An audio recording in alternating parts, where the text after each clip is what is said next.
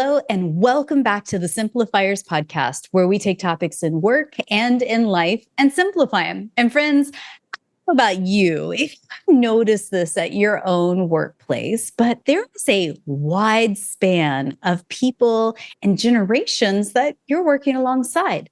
Would you believe that right now in some organizations, there are 5 different generations at work?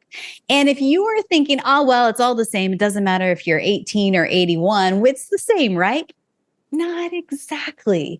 I'm taking it from the point of view of being a great people leader. And how do you manage 5 different generations at work to make sure that they are thriving, empowered, and equipped to do the very best work of their lives?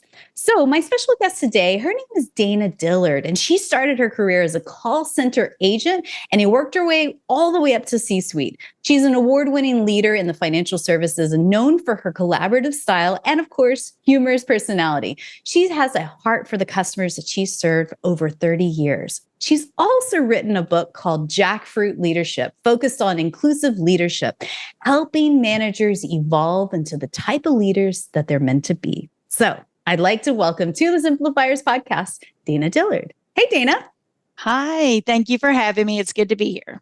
I am so thrilled to have this conversation with you because I think it is a big deal. Right? Like it's not like something like, oh, well, everybody's the same, right? We'll just treat them the same. No, right?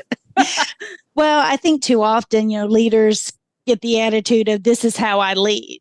But as the workforce is evolving, you really have to think, everybody needs a little something different. And the way I lead doesn't control the universe anymore. I have to really think about my teammates and if I want to keep them and I want to have them learning and entertained and excited about their work, there's a little extra effort that's needed when you have so many different diverse backgrounds. For sure. And the core tenets of great leadership development, in my mind, is 3 different areas. It's focusing on yourself, like how can you be a better leader? Focusing on others, how can you inspire, lead, coach, mentor the others that are working on your team to do great work? And then how can you learn more about the organization you work within? So I think we're kind of zooming into the others in today's conversation. Again, just to be great people leaders, because let's face it, we've all had horrible bosses over our career, right? Oh, gosh. Yes, that's chapter 5 in my book. Yeah. The horrible bosses and what we've learned from them. That's correct. If you don't want to be part of Dana's chapter 5 in her book, then ears up, grab a pen and paper, maybe take some notes here. Okay. Let's start basics, simplifying the 5 different generations. Let's define those. What are those age ranges? And if there are any distinct qualities that are typically found in each of the generations currently in the workforce? Yeah, I think it's important to kind of get them straight in your head as you launch into this. And of course, recognize that, we are broad sweeping statements today. Some people kind of fall between the different buckets, but I do think you have to give some thought to it. And the thing that's the most interesting to me is, of course, generations are defined by the fact that they're around the same age. But what really defines a generation is what that generation has gone through. What are the things in the world that they've gone through together? And that makes them who they are and creates a kind of a separate lens of how they see the world and certainly how they see the world of work. So if you start at the more senior end, the aging worker, that's the traditionalists. That's what they're called. And these are the folks who are 79 plus. Only about 5% of the population. So it's not a lot, but they're still out there. And they kind of grew up in this attitude of top-down leadership, where the CEO and the bosses make the decisions and I do the work. And they see the world as work in and of itself is a reward. And I'm lucky to have this job type of thing. So that's the oldest. Next down from that, the baby boomers. Now, this is the bucket I fall in, barely. So these are the folks who are 60 to 78 years old, born in 1946 to 64. Now, these are the folks who created the grind culture, who are defined by their work, who really don't know how to retire because they've always worked, and kind of created that. If you look up the word workaholic in the dictionary, you'd see a baby boomer in that spot. So that's our baby boomers. And then the next one after the baby boomers is Gen X. So the Gen X folks, remember, they're raised by baby boomers. And so they're really the first generation to see their moms work outside the home, to see a higher divorce rate amongst their own parents and their friends' parents, really for the first time. And then they also saw marriage and work very differently. So here they saw their parents so loyal to their jobs, did everything for their jobs, and many of them got laid off or later in their career. So that kind of disappointed them in how the world of work works. So that's our friends in the Gen X. And then next, we have the millennials. Sometimes people say the much maligned millennials, the everybody gets a ribbon generation, the millennials. So these are folks who are born between 81 and 96. So they're late 20s to mid 40s. Think about like LeBron James, Serena Williams, Mark Zuckerberg is a millennial. And, it's interesting. They're the most educated and most diverse culture of all the generations, for certain. And they're very big on a sense of purpose. Like they want to know that their work means something. And so that's a key indicator in how to lead them. And they grew up, think about 9/11, think about a world that was very child focused, where all the parents are just all about the kids and organizing their whole lives about the kids. That's how they grew up. So that's how they see the world. And then the youngest generation in the workplace is Gen Z. So these are folks who are between 12 and 27. So I'm not quite working yet, I don't think, at 27. And many people, call this group the I generation. They've never known a world without technology, without social media, without a phone in their hand that gave them access to everything. So this is the group. Sometimes they can be characterized as they don't really want to work, but like 78% of them want to work for themselves. They don't have this big vision of I'm going to work for a big company like they saw other generations do. So they're very entrepreneurial. They want to have ownership, and they'll leave a job if they feel like there's not opportunity for them to grow. And they'll leave a job without having another job, which of course the baby boomers would never do. So that's kind of gives you the lay of the land.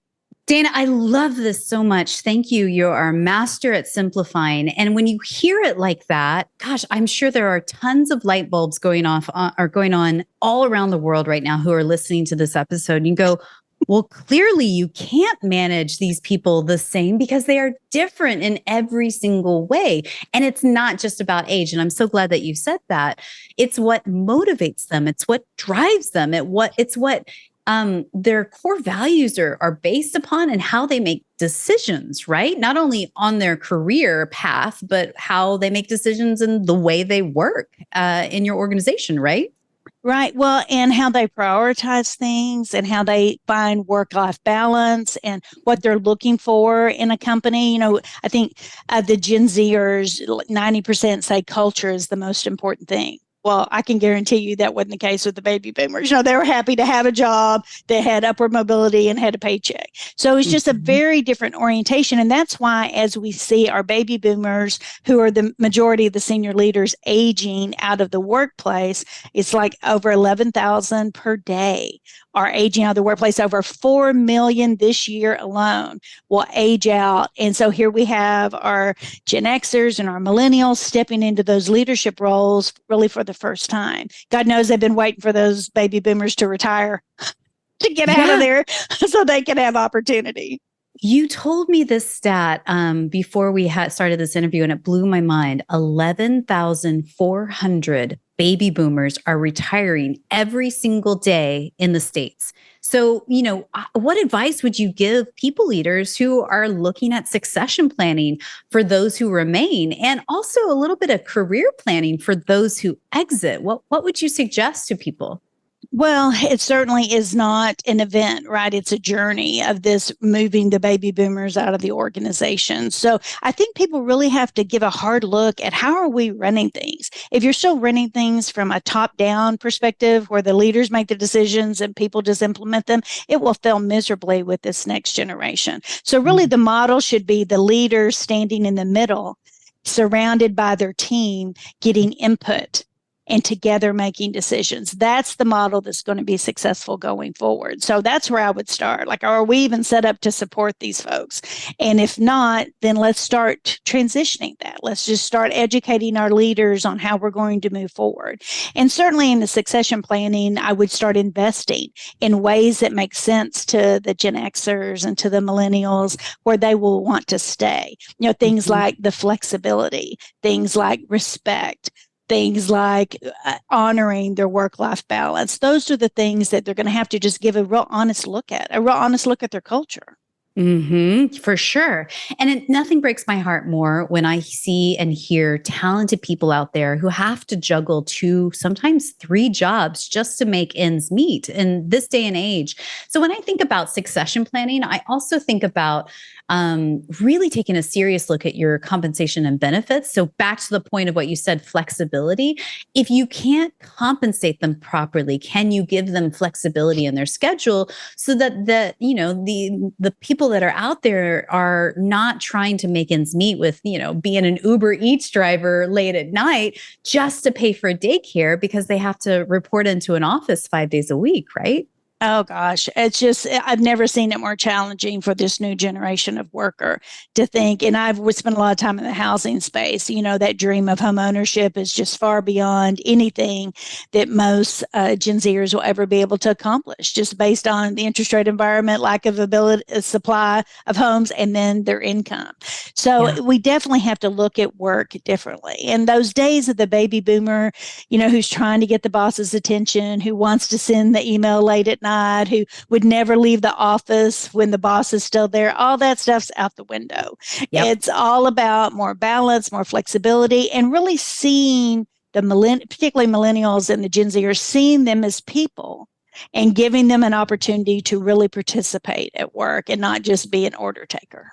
Yes. And equally, these baby boomers that are retiring every single day, God, there's such a brain trust inside them of institutional knowledge that should not be downplayed. Like figuring out a way to share information from one generation of your workforce to another before they retire, not thinking of it as an afterthought. You're never going to get all of that great info in a 30-minute exit interview, right?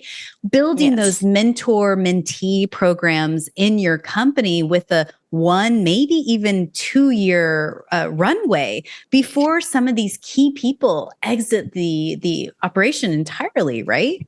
Well, I tell you one thing that I find really aggravating is just how retirement is treated inside of large companies. It's treated like it's this event, like it happens on this day and that's it, but it's really a journey. And if we would open, and this is one of my big ideas I wish companies would do, is that they create a task force of 55 plus, talk about, let's look at the retirement journey. It could be many steps, right? It could be reduced to a 4-day week. It could be reduced to 32 hours. It could be you come on as a consultant. Maybe you're an advisor. Maybe you don't have day-to-day responsibilities, but you're a mentor to other leaders. There's ways to have that be a journey and not just I'll be gone in 2 weeks, see ya. But I think that people are afraid to bring it up because if they bring it up, they might be laid off. And I've seen that happen, where someone says, well, I'm thinking about retiring in 3 or 4 years. And the next time there's a layoff, your name's on the list. And then they tell themselves, well, you were going to retire anyway. And it's like, okay, we can do this so much better. Why can't we just openly talk about things and not be punitive with the information that we know they want to retire in a few years? Why can't we use that to the company's advantage? So that's just a huge challenge, both for the worker and for the corporation. Dana just did a mic drop there. Like, seriously, it's so important. And I think that if you have anybody in your HR teams that are focused on leadership development or organizational development and effectiveness, and that's usually a very niche role or team for a very, very large companies. But I think it's incredibly important. If you are a company of 10 people or 100,000 people, these conversations need to be done with intention. And, to your point, taking inventory of your talent. Where are the skill gaps and helping those people upskill over time so it isn't an abrupt ending when one person leaves and, oh my gosh, how do we do blah, blah, blah, blah, blah. And always having to sort of chase your tail and create new systems and processes every single launch or every single year. It's just inefficient. Well, and keep in mind the baby boomers like nothing more than to work. Right. That's what they're all about. So they would be very open to a role as they kind of transition into this next chapter for themselves. That's what they're all about. It's just showing respect for their experience and working with them on the flexibility and having it be a role where they're really contributing, where their knowledge has weight and where they wouldn't mind helping out the next generation. But to me, it's just all about the conversation. Right? Why can't we just talk about it? What are your plans? What do we need? Is there some middle ground there that everybody wins? But today there's, no conversation. And I know, like I use this example, my dad, he resigned from a company. He'd been working in the business for 40 years and he walked out the door and that was just it. That tells you how some of the more traditionalists would have done it. So we have to evolve. We have to change and we have to say, we respect you. We're not going to use this against you. We're trying to be planful and we're trying to be respectful of the knowledge that you have and making sure that we transition that in a way that works for everybody. Super smart. All right. So let's break this down thinking about the 5 generations. And there are 3 different elements I want to talk about and kind of go deep dive. As a people leader, how would you recommend that each 5 of the 5 generations, how do they prefer to give and receive effective communications? And how often? Let's break it down. Well, this is, and again, it's not everybody's one way. The best way, I think, is when you have a team member join your group that you do this inventory. Talk to me about how you like to receive communication. Because when you think about all the channels we have now, right, it used to just be your boss would call you or stop by. Okay. But it's so much more complicated between Slack and instant messaging and texting and FaceTiming and phone calls and such. So the traditionalists, generally speaking, really prefer face-to-face. But when you block in time for that, be sure that you have blocked in time to listen. Because the traditionalists, they like to share their knowledge and they like to have input into things. So it will never be just a one way where the boss, I need to tell you something. This needs to be a conversation where you're asking for feedback and input and making them feel valuable. And then on the boomers, they're much more about treat me with respect. And so particularly if it's something that's, they want to be on the inside scoop. If it's something, it'd be nice that they knew before you told the rest of the group. They are those kind of people who want to be shown the respect and kind of the inner sanctum people. They prefer a phone call or face-to-face, not unlike the traditionalists, particularly the more urgent information is. Of course, we're all always going to have emails or transactional things, but if it's something important, that's what they would prefer. So with the Gen X people, they would prefer an email, and they are the generation, remember, they're kind of in the middle in the Gen X. And so they're like in this pressure cooker, or they feel they are all the time. So if you can offer to help them, or certainly be a listening ear to how's your day going, anytime you're communicating with them, they're okay with every week or so a touch base. But if you offer to help, that'll just open up the conversation more.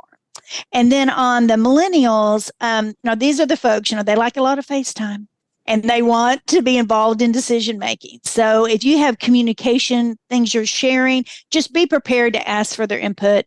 And if you do it ahead of time and kind of get their input on a decision before it's made, you'll get a lot more buy-in. They'll be more likely to get on board with that. So they're more, the younger the generations get, the more frequent they want feedback.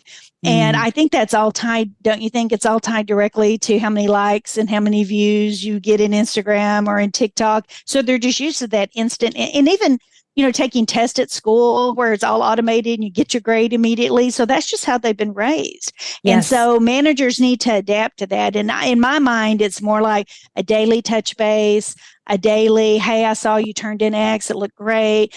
After a meeting, I liked your participation in there, just in their mind, frequent. And the more you do it, the more they'll appreciate it. And the millennials, it's funny, in the research, it says that if you don't talk with them, they naturally assume they're about to get fired.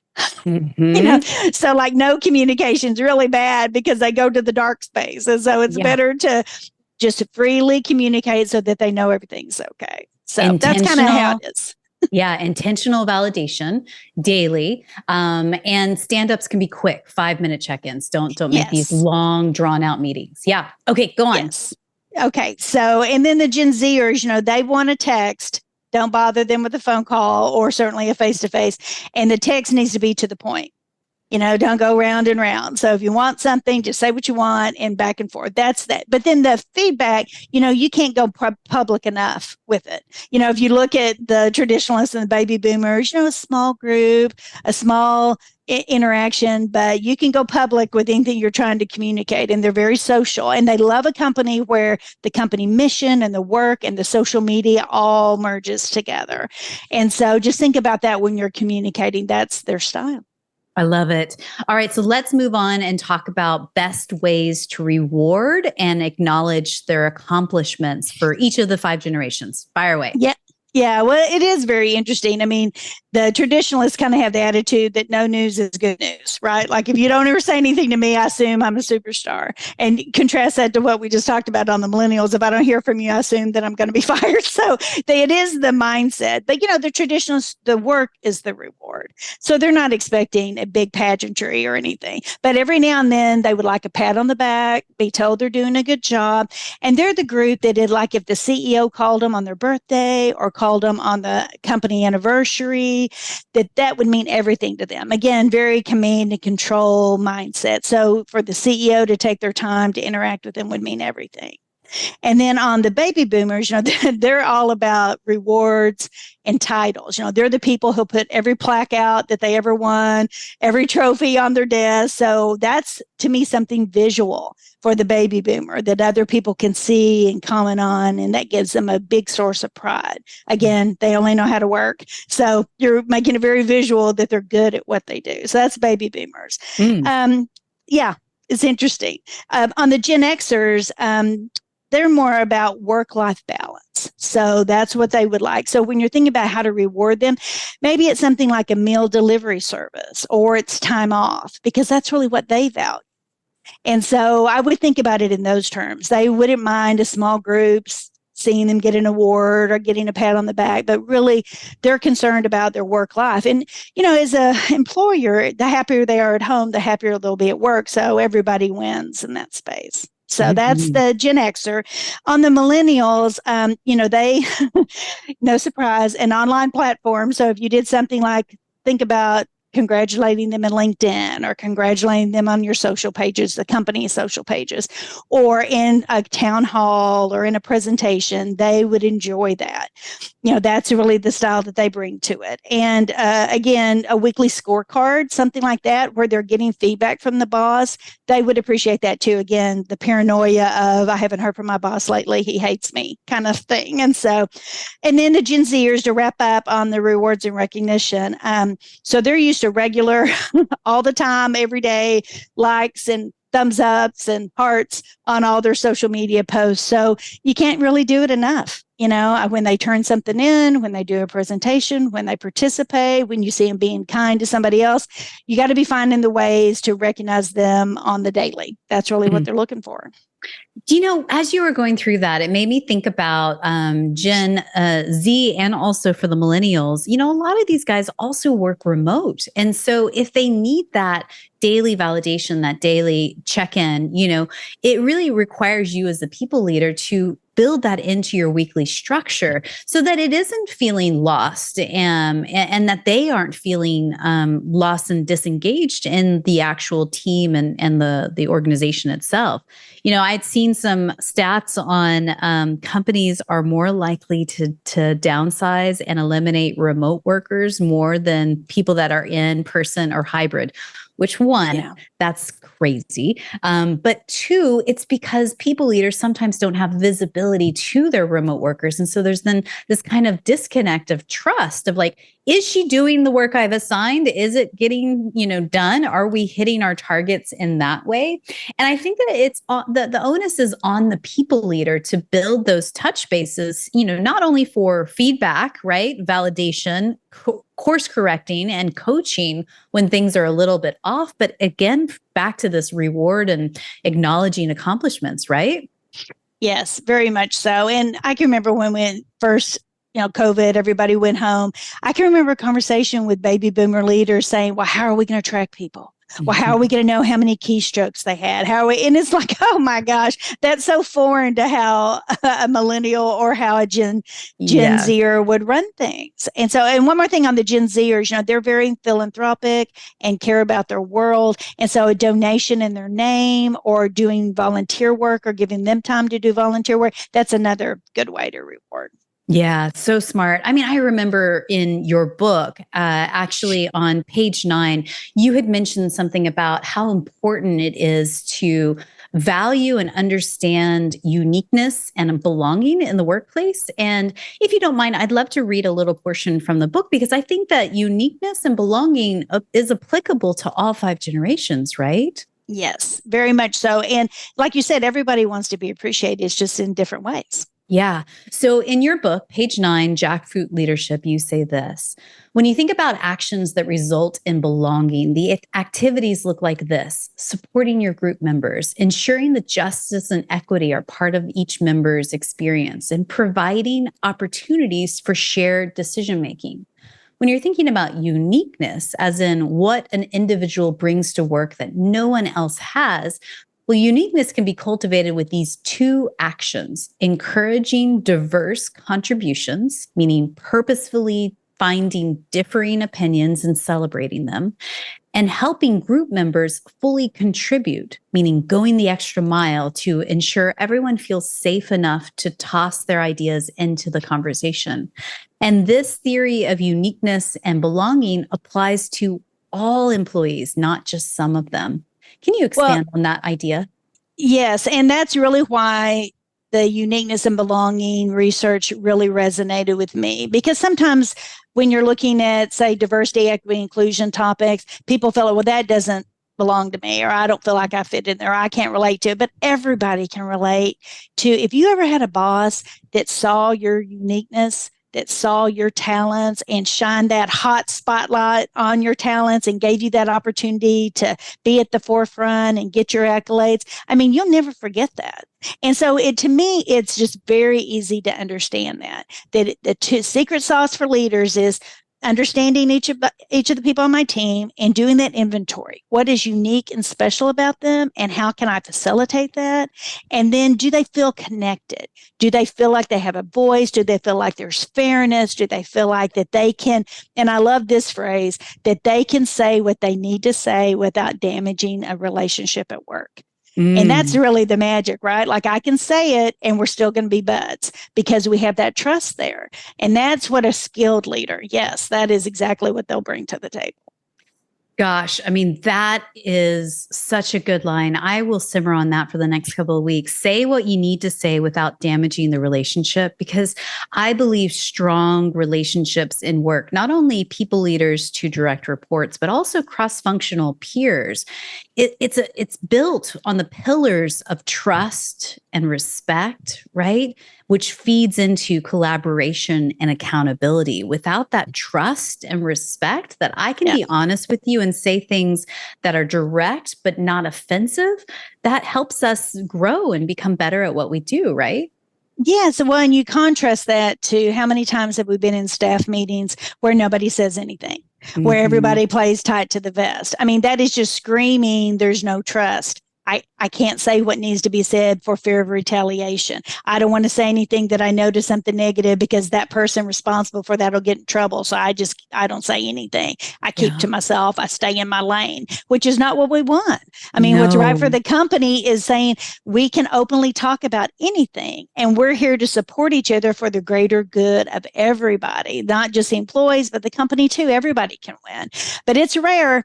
I didn't used to think that. I thought everybody was super candid and everybody had conversations. But later in my career, I'm like, okay, I see this is how this goes. Don't say anything or you're going to get the stink eye, from across the room. And, it's trust. It all boils down to trust. But I love the research around that uniqueness and belonging. Of all the things that I've read about the team building, that resonated the most with me because I could feel it. I could feel it. And as a leader, when you manage people, you can really see that, recognizing the talents and making the connections for people on your team. I mean, that's what it's all about. 100%. And when your workers are engaged and they really feel like you care about them and supporting their career path, guess what? They're way more productive and you hit your KPIs. End of. Yes. So the third area I want to talk about today is when assigning projects, what should you keep in mind with each of the 5 generations? Because this is a kicker, right? Well, reminds me of like when you're in college and you have to do a group project and you kind of dread it because, there's going to be people who don't pull their weight. So this is an example of that in the workplace. Now, in the traditionalists, I wouldn't assign them to any projects, because they're just at that stage in their career that would be a heavy lift for them. But if you are going to, then have it be a long-term project, something where their experience can really contribute, but not something that's, hot deadlines due today. That's just not their style. That's not how they're going to function their best. And then the baby boomers, they're a team player. These guys love to have meetings, because again, they don't only know how to work. They love to have meetings and they want everybody to win. So they're a great person to have rally the team and to work on a project where you have milestones and accomplishments and lots of meetings. That's what they're about. And then on Gen Xers, they're very entrepreneurial. So to me, they would be better in a brainstorming, innovation, creativity, more than the ticky-tacky stuff that a baby boomer would thrive in. Mm-hmm. And then how about the millennials? They want to be efficient and they like quality. So they don't really want to be involved in long-term projects that drag on for years. I'm thinking like systems conversions, big acquisitions. That's not their style. They're more like quick wins. Let's brainstorm creative ways and maybe not necessarily the details on it. Interesting. And then the Gen Zers, these are the guys, they want to be promoted after 6 months. So we have to kind of manage expectations on projects. But remember, 78% of them want to run their own business. So if you can give them a piece to own and treat like their own as part of the project, you'll be better off. They'll be happier and they'll feel like they can contribute. But it's not so much a collaborative thing. Remember, these are our COVID kids, right? Yeah. They were home for years during COVID. They have been online and their soft skills aren't the best. So working within a group is a bit more challenging. As you were going through that, the thought occurred to me, and this may be stereotyping and generalizing, so, with broad strokes here, but the thought occurred to me that we as people leaders learn how to be a great boss or a horrible boss by our predecessors, by our former bosses. And I dare say that sometimes our former bosses are from a different generation than I. And so there's almost like this rubber band effect where it's like, oh God, he's just so much into the nitty gritty and the details. And I just really want to work towards being more entrepreneurial and making swift pivots. That's a baby boomer mentality to a Gen X mentality. And then the Gen X to a Gen Y goes, well, gosh, I don't understand why we're always chasing fire drills and pivoting things so fast. Why don't we be rooted more into purpose and vision and belonging, Gen X to Gen Y. So it's interesting to me to kind of see the trends from one generation to another, because there is sort of this, I'm going to do it the opposite way, the rubber band effect, than my horrible boss before, or there's less tension behind this. And they go, oh, well, I did learn a few things from him, but I'm going to evolve my leadership style to be more relevant to my motivations, my ways of thinking, right? Well, and I think as a leader, the most important thing you can do is surround yourself by people of other generations and other points of view, right? Where everybody has a seat at the table, where everybody feels like they can have their viewpoint on things. If you just surround yourself with, your cronies that you used to work with, you're all about the same age, you all have the same life experience. Well, yeah, you're not going to have a lot of innovation or creativity, and you're missing the boat with other generations. So the boss has to be big enough to say, look, I know the way I see the world is not how everybody sees the world. So let me surround myself with people of a variety of backgrounds, a variety of ages, a variety of life experience, ethnicity, gender, all the things, so that we can see the point of view. Because think of it this way, most companies, their customers, they're very diverse. They're very different. They come from all points of ages and ethnicities and life experiences. So why would you not want your problem-solving group to reflect that? But a lot of times, I say it, a lot of bosses, it's hard for them to imagine that their life experience isn't mirrored by everybody else's, that people see the world very differently. And I think, again, being a boss, you have to be big enough to say, well, I know that's only how I see things. Let's get other voices in there. And I love the question, whose voice is missing from this room? Yeah. Who are we not hearing from? And get them in there and be open to, there's things I can learn too. I'm so glad you said that, because ultimately what we're doing today in this conversation, and I hope inspiring you guys out there that are listening to us, is to think about how you can be a better people leader, but then how you can bring these 5 generations together so that they can do better work together.